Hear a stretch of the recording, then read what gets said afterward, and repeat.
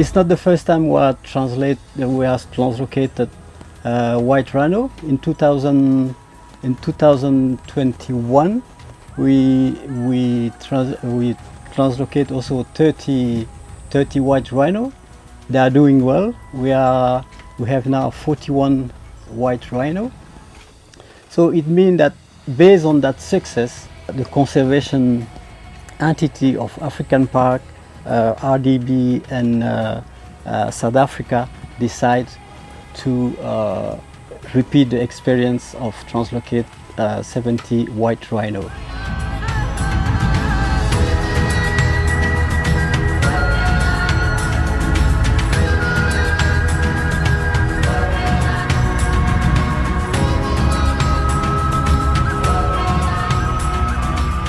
This has been the translocation of the 70 southern white rhinos has been a long journey, not an easy task, but we've been able to go through. First of all, because of the right partners. We've had Howard Buffett willingly financing this translocation through African Parks.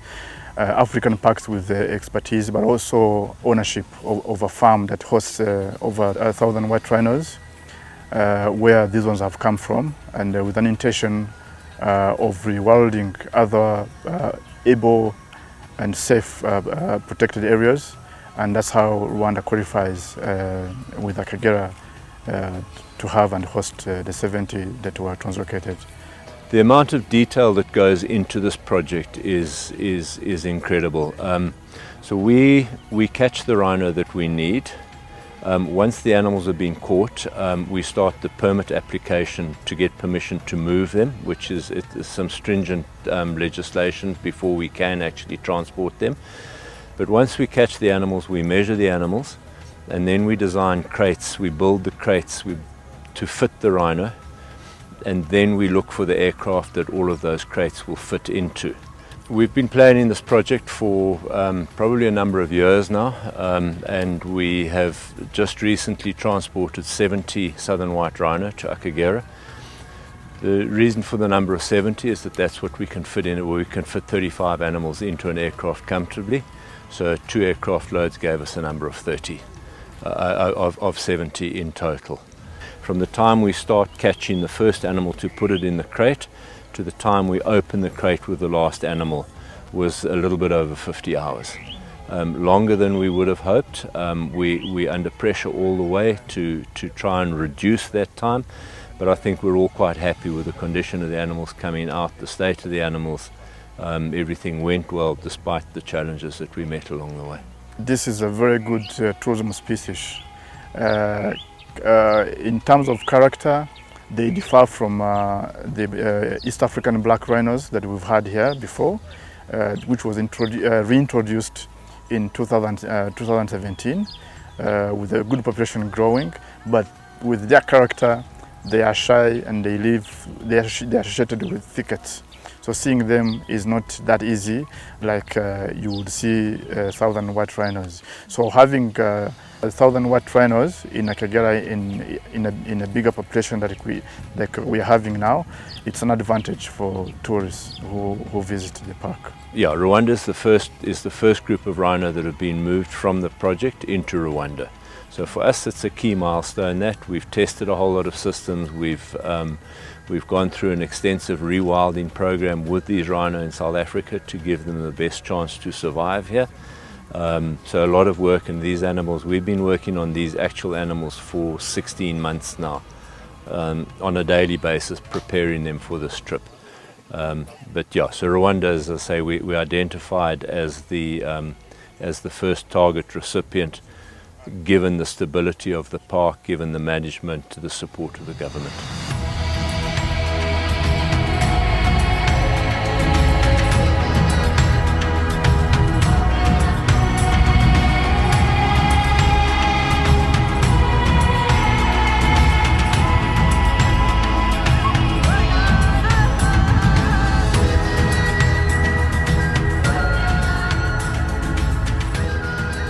The correlation between domestic and what we are trying to develop here is that if you look at all the 4 national parks we have in Rwanda, Akagera is most preferred by the locals. And that means we need to also analyze and study their demand. Try to bring what is liked by the locals in their reach.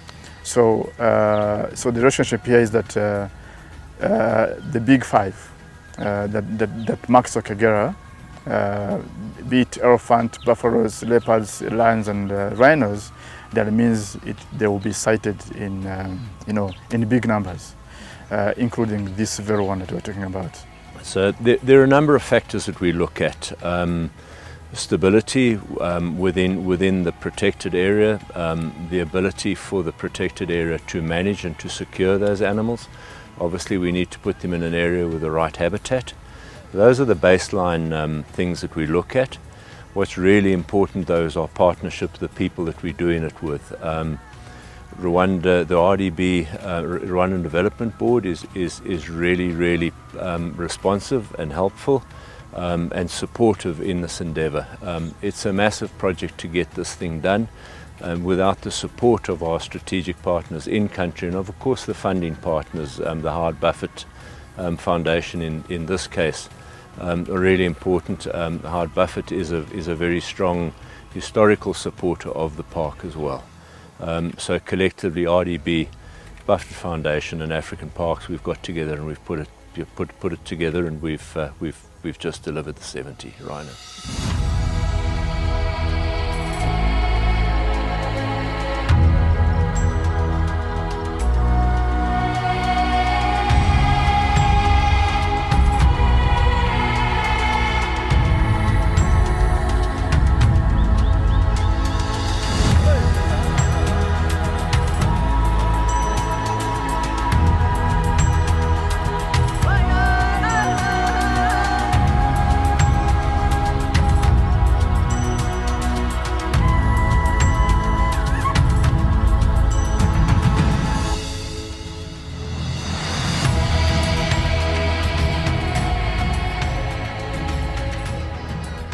It would be a wastage if we doing all this without building the capacity of the locals. The sustainability, that is a part of the sustainability we are looking forward to. If I give an example of Akagera National Park, where we are into a partnership with African Parks, referred to as an entity that is a foreign, the locals here constitute about more than 98%.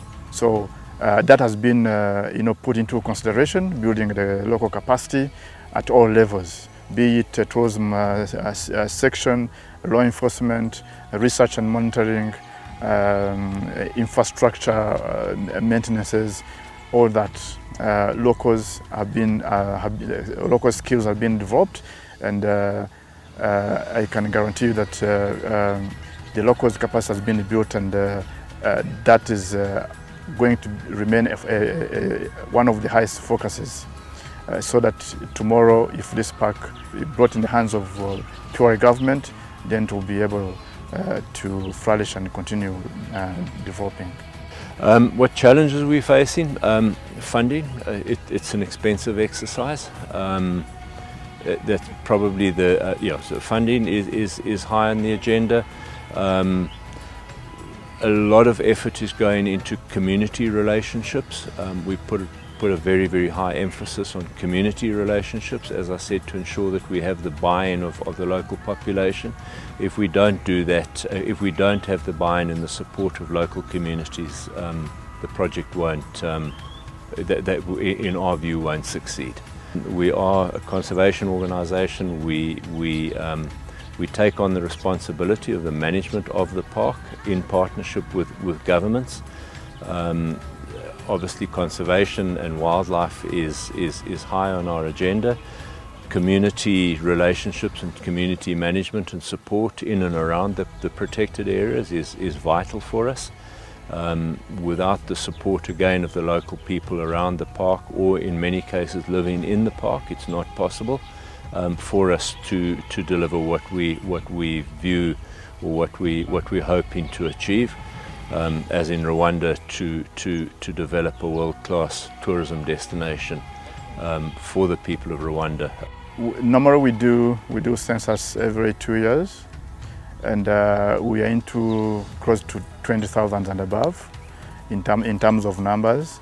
We have over 140 elephants. We have more than 3,000 buffaloes, both species of rhinos, be it black and white. I would easily say almost 160 for the two species. We have over 100 leopards. Very hard to, that is a rough estimation. We also have over 60 lions. We have the capacity to hold more rhinos. I'm not saying we're going to translocate more. We do studies before we do translocation of these species. So having said that we are now counting 111 white rhinos, we still have capacity to host close to 1,000 animals. We are not going to translocate unless deemed necessary, but we are going to protect and make sure the population grows and continues to grow. I love coming to places like Rwanda and Malawi, but Rwanda in particular, where I see the local people make up the majority of the tourists in the park, and I think that that's really heartening. The young children of today that are visiting the park are the people that will ensure that these projects are here going into the future.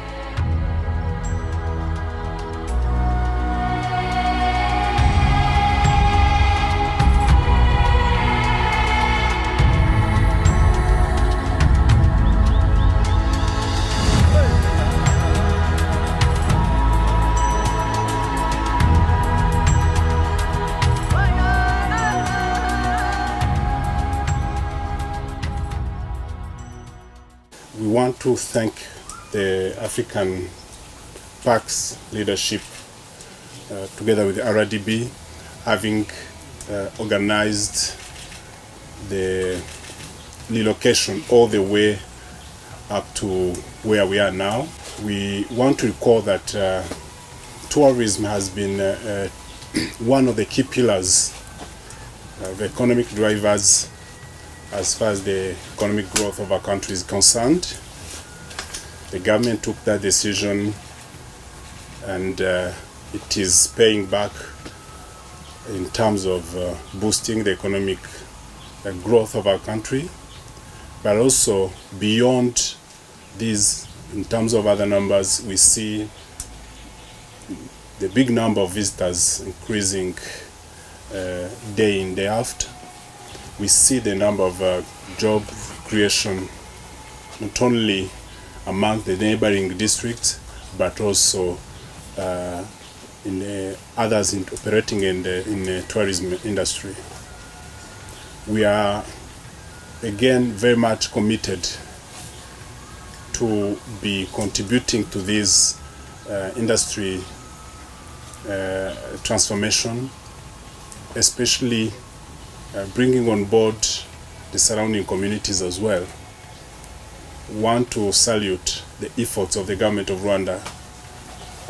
Took some years back to let the surrounding communities benefiting from the revenues coming from the tourism industry. We commit to work hand in hand with the park management, Rwanda Development Board, and of course with the security organs, to make sure that the security surrounding the park is ensured as it has always been. This can only be possible when you keep engaging in different discussions that we have several times, and also bring on board our people that are benefiting from the revenues, but also that have understood actually that conservation, wildlife always coexist with in hand with economic development. And so we see life transforming for them, and we see the country, and especially our province, Eastern Province, becoming a destination for a big number of tourists that keep increasing, but also loving what they see here. So this is a milestone that is adding on to those